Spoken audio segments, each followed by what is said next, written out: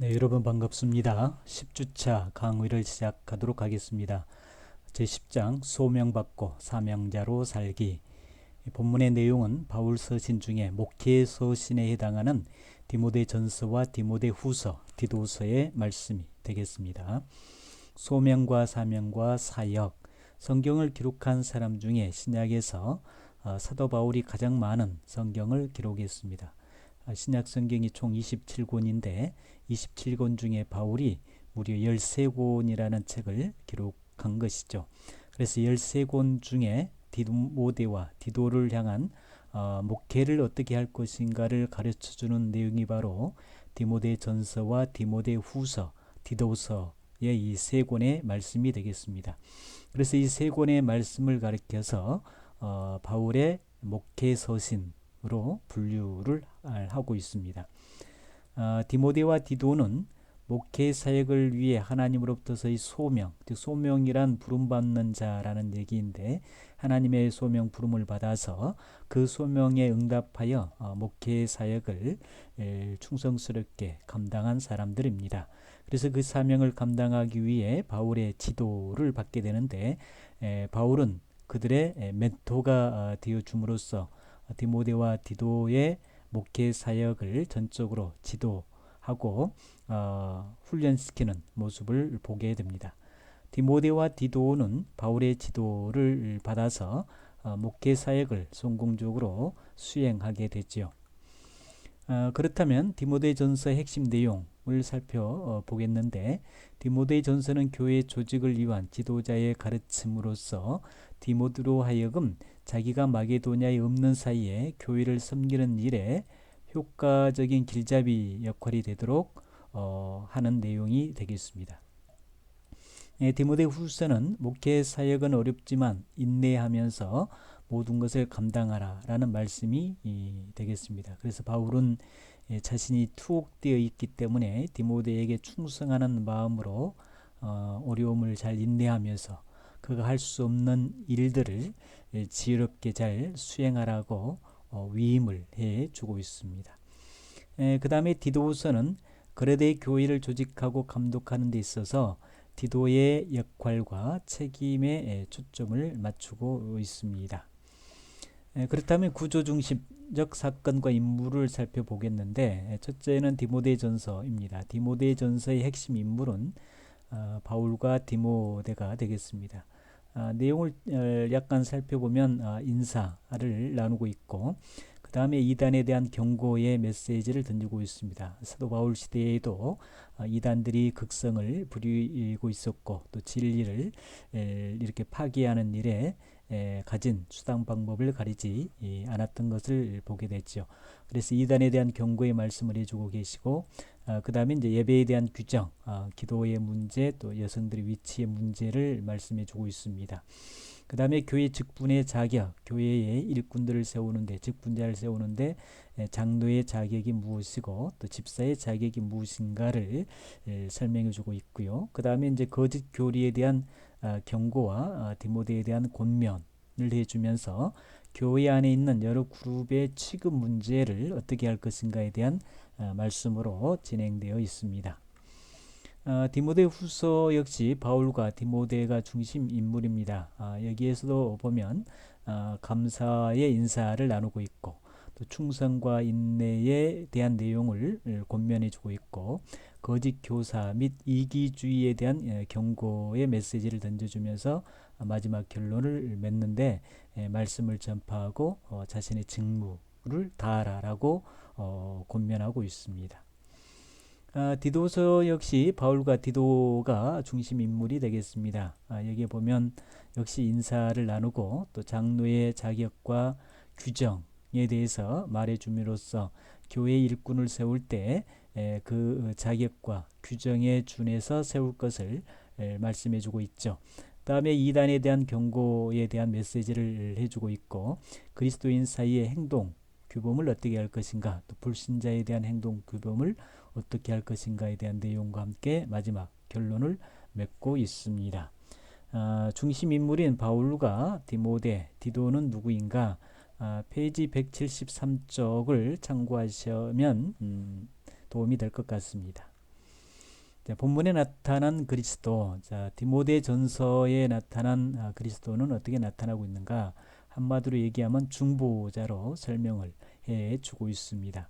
하나님은 한 분이시고 또 하나님과 사람 사이의 중보자도 한 분이신데 그분이 곧 사람이신 그리스도 예수님이심을 말씀해 주고 있습니다.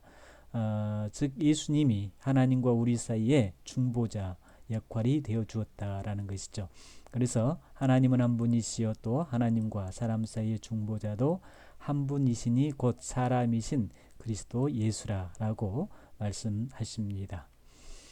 그 예수님은 육신으로 나타나셨고 또 영으로는 의롭다 하심을 받으셨으며 천사들이 보는 앞에서 올라가시고 또 만국에서 전파되었고 세상에서 믿는 바 되어 주시면서 영광 가운데 올라가신 분이심을 설명해 주고 있습니다. 그래서 3장 16절에 보면 크고다 경건의 비밀이여 그렇지 않다 하는 이 없도다. 그는 육신으로 나타난 바 되었고 영으로는 의롭다 하심을 받았고 천사들에게 보이시고 또 만국에서 전파되시고 세상에서 믿음 바 되시고 영광 가운데 올려가셨다라고 말씀합니다.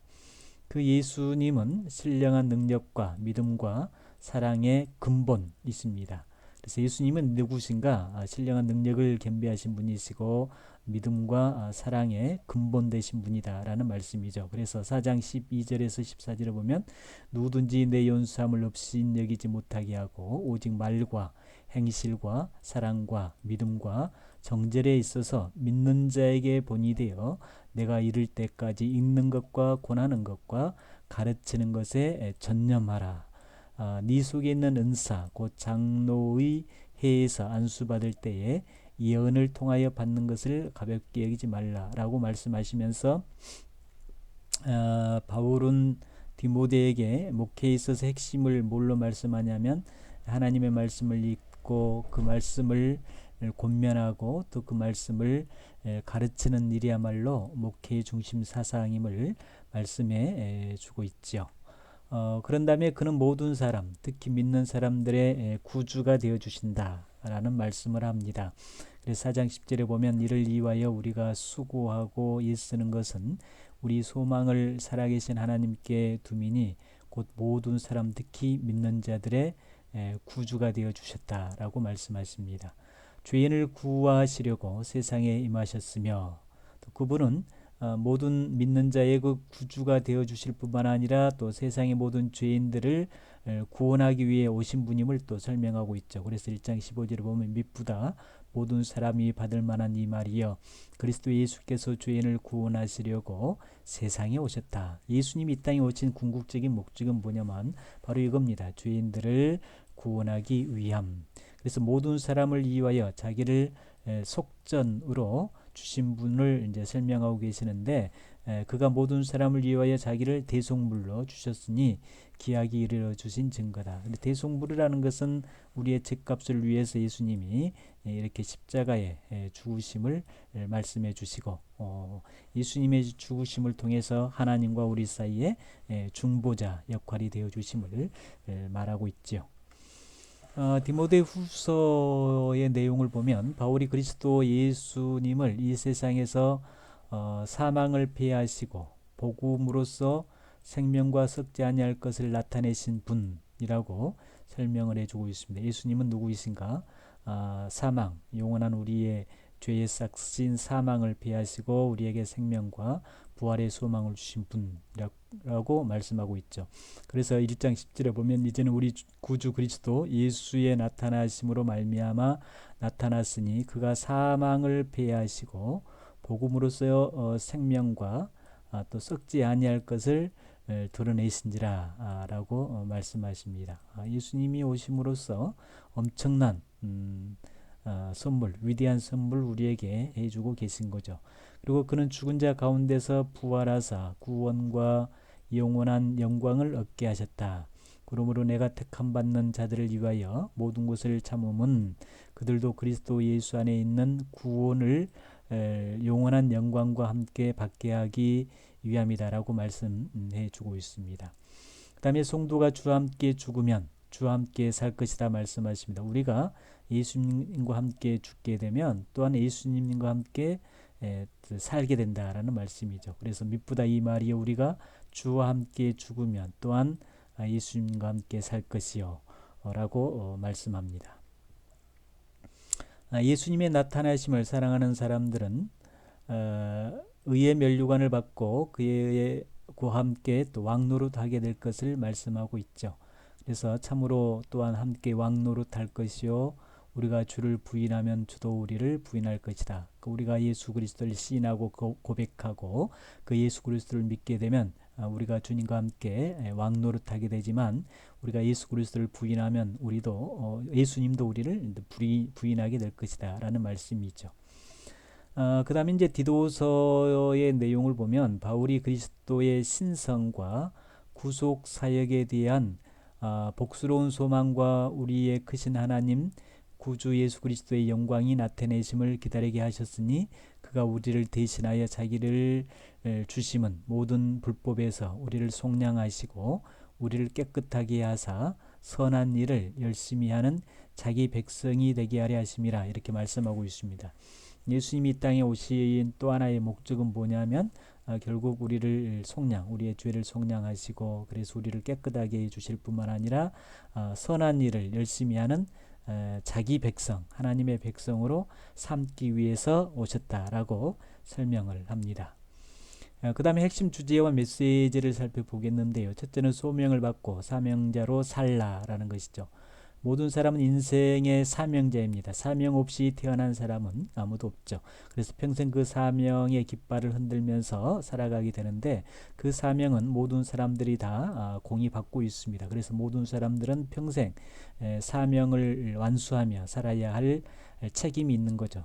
사람마다 그 사명을 일찍 발견한 사람도 있고 또 늦게 발견한 사람도 있을 수가 있습니다. 그 사명을 잘 감당하여 인생을 멋지게 장식하는 사람도 있고 또 반면에 그렇지 못한 사람들도 있죠. 본문은 사명을 잘 감당하는 자가 나온다라고 이렇게 말씀하고 있는데 10장에 나오는 바울과 디모데를 보면 사명이 얼마나 중요하고 또 사명을 어떻게 하면 잘 감당할 수 있는지를 알 수가 있습니다. 디모데 전서는 디모데가 사명을 받은 내용 그 다음에 사명을 잘 감당할 수 있는 그 자세에 대해서 말해주고 있죠. 그리고 디모데가 받는 사명은 에베소 교회의 목회입니다. 목회자의 사명이죠.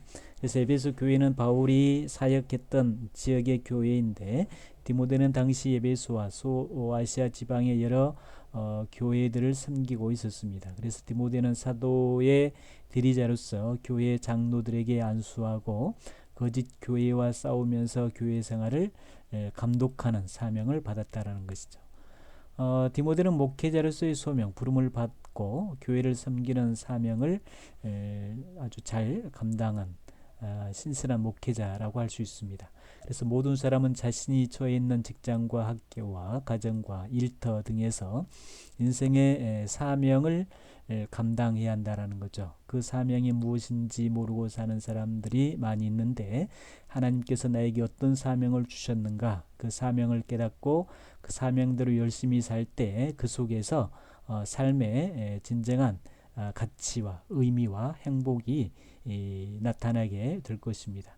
그래서 중요한 것은 내 자리에서 사명을 발견하고 그 사명을 감당하는 것이라고 할 수 있겠죠. 사명을 발견하는 날부터 사실 나의 인생은 의미 있는 역사의 이력서가 되게 됩니다. 그래서 소명을 받고 소명을 알 때에 사명자의 인생은 비로소 시작이 되는 거죠.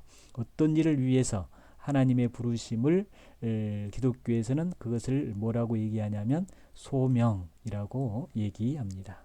다시 말하면 모든 사람, 여러분들도 다 소명, 부르심을 받는 사람들이죠. 그 일은 하나님께 맡기신 일, 하나님이 원하신 일이라고 깨닫고 그 일의 자리로 하나님이 부르셨다라는 바로 이 소명입니다. 그래서 하나님이 나를 불러서 이 자리, 이 일에 쓰임받게 하신다고 믿는 것이 바로 소명이다. 그래서 하나님의 부르신 일이라는 것을 우리가 깨닫고 그것을 위해서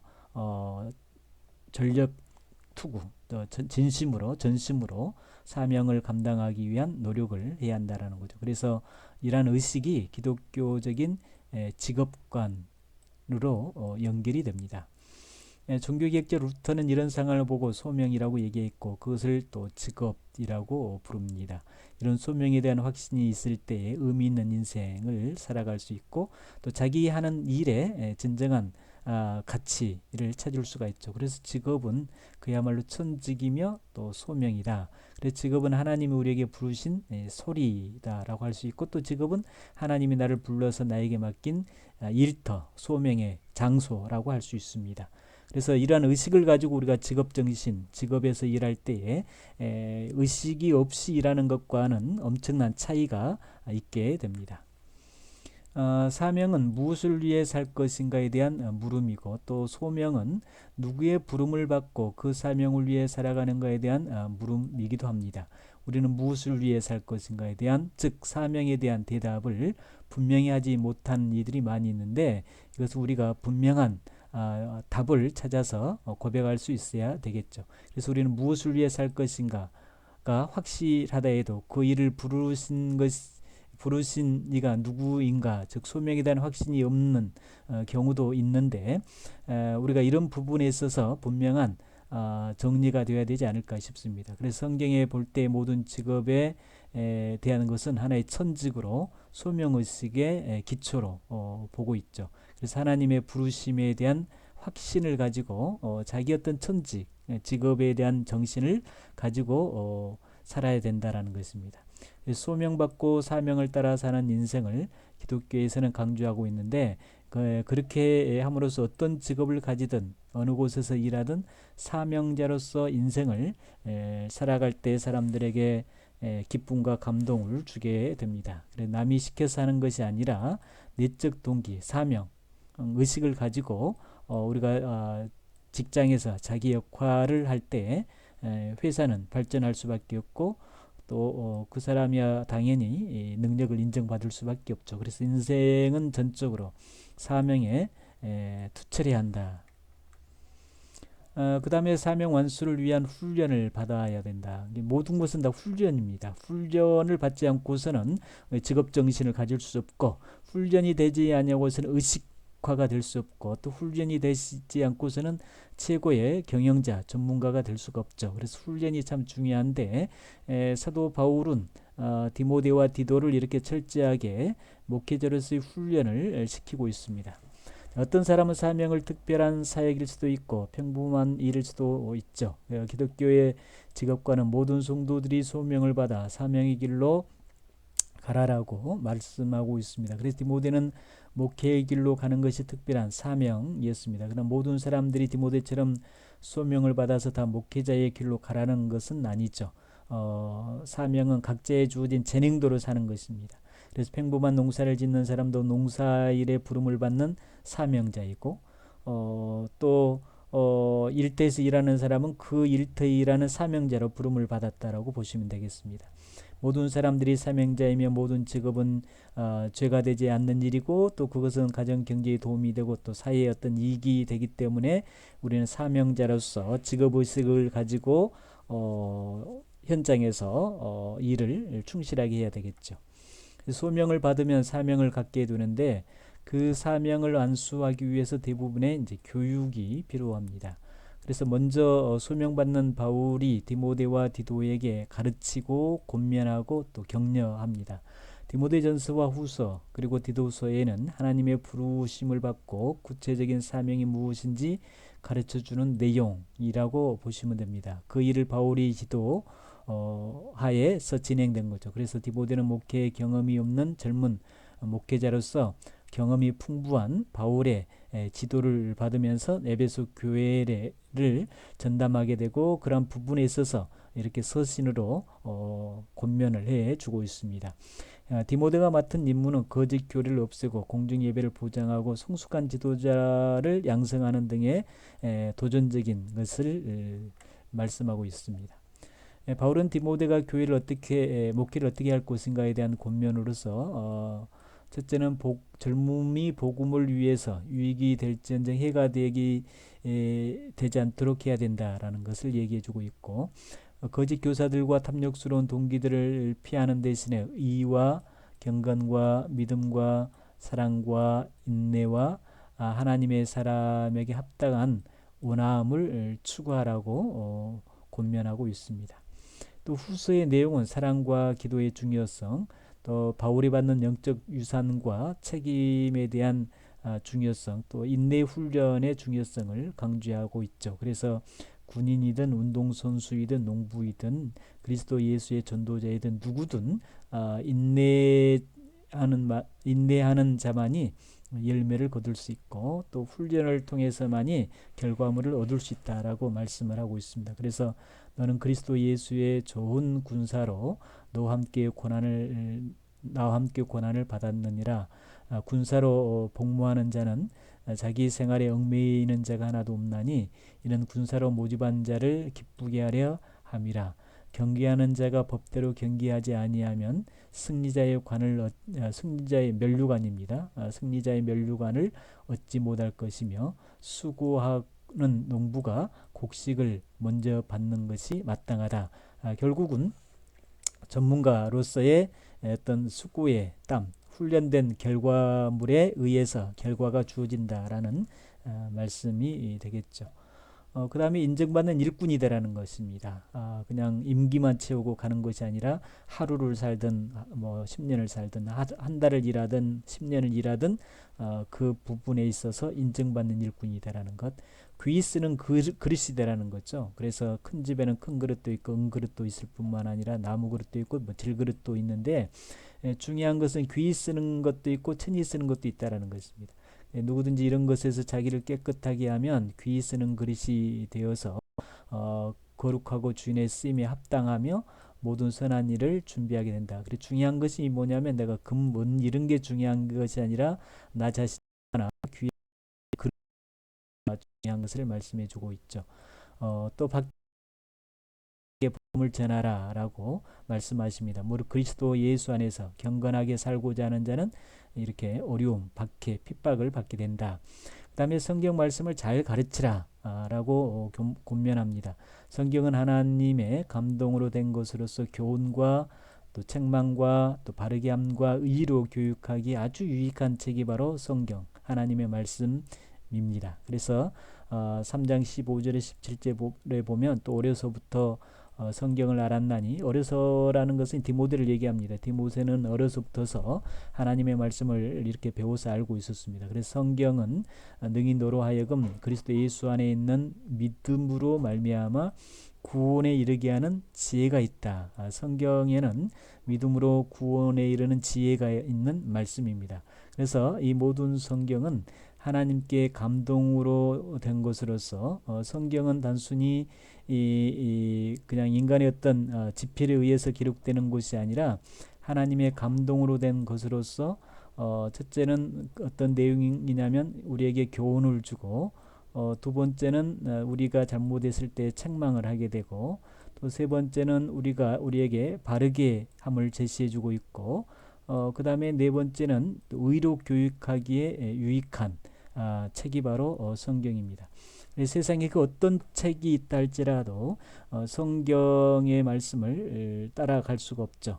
그래서 우리가 성경을 깊이 있게 묵상해야 할 이유가 바로 여기에 있습니다. 첫째는 우리에게 삶의 어떤 지혜, 교훈을 주고, 또 두 번째는 우리에게 책망을 주고, 또 바르게 함을 주고, 또 의로 교육하기에 유익한 내용이기 때문에 우리 스스로가 이 부분을 잘 새겨서 우리뿐 아니라 또 모든 사람들에게 열심히 이렇게 가르칠 필요가 있지 않는가.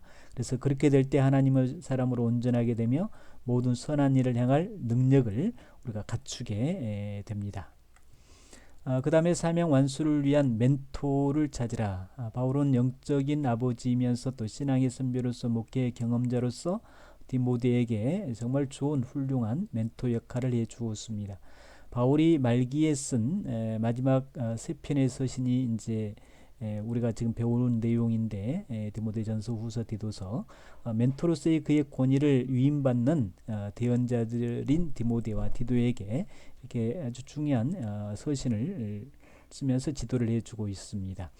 그러면서 에베소 교회와 고린도 교회를 경고히 하기 위해서는 디모데와 디도를 권면하고 또 격려해 주면서 디모데 후서에서는 교회 생활을 감독하는데 목회자로서 어떻게 행동해야 할지 초점을 맞추고 있고, 또 두 멘티들에게 지도자의 자질이 무엇이고 의로운 삶에 대한 원리가 무엇인지를 가르쳐 주고 있습니다.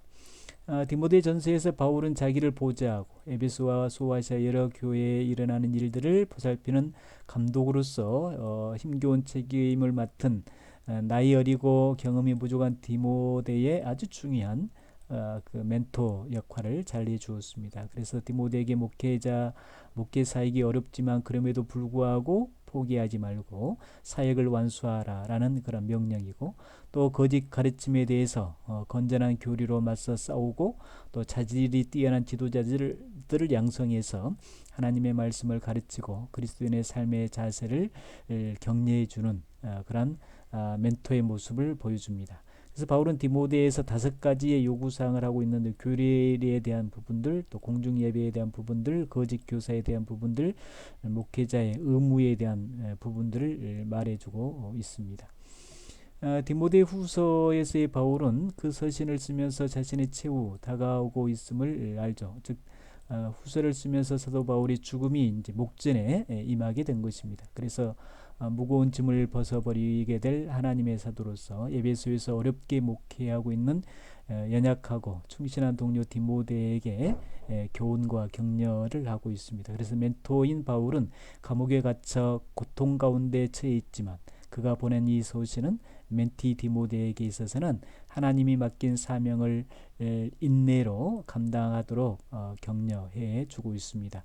바울은 디모데를 그리스도의 좋은 군사로 이렇게 부르면서 멘토로서 멘티에게 이렇게 명령하는 조언을 해주고 있습니다. 그래서 다시 불리듯하라, 부끄러워 말라, 나와 함께 고난을 나누고 아름다운 곳을 지키고 버리라라는 등으로 권면을 하고 있습니다. 바울은 디모데 후서에서 디모데에게 사역하면서 크게 2가지를 이제 강조하는데, 시련을 인내하며 감당할 것, 미래의 시련을 이겨나가야 할 것을 얘기하고 있습니다. 디모데는 디모데 전서처럼 바울이 로마에서 첫 번째 투옥해서 석방된 이후에 썼고, 또 디도서는 사도의 대리인으로서 교회 조직과 감독의 임무를 맡은 동역자이며 멘티인 디도에게 바울이 보낸 편지이고, 또 멘토 바울이 디도를 그레네의 사역자로 둔 이유는 그레네 교인들의 신앙이 부족한 모습을 바로잡고 바울이 명한 대로 각 성의 장로들을 온전히 세우도록 하기 위함입니다. 이런 서신은 건전한 교리를 강조하고 진리를 왜곡하는 자를 경고할 뿐 아니라 선행과 교회 내 여러 집단의 적절한 행동들을 강조하는 하나의 중요한 매뉴얼, 지침서 역할을 하고 있습니다. 그래서 이 서신의 2부분으로 나눠본다면 장로 임명에 있어서의 자격과 잘못된 교리에 대한 반박, 건전한 교리와 선한 행실을 강조하면서 질서를 바로잡을 내용으로 구성이 되어 있습니다. 신앙과 인생의 멘토가 필요하죠. 그래서 우리 삶에 있어서 가장 중요한 것은 좋은 멘토를 만나는 것이 내 인생의 진정한 행복이라고 말할 수 있습니다.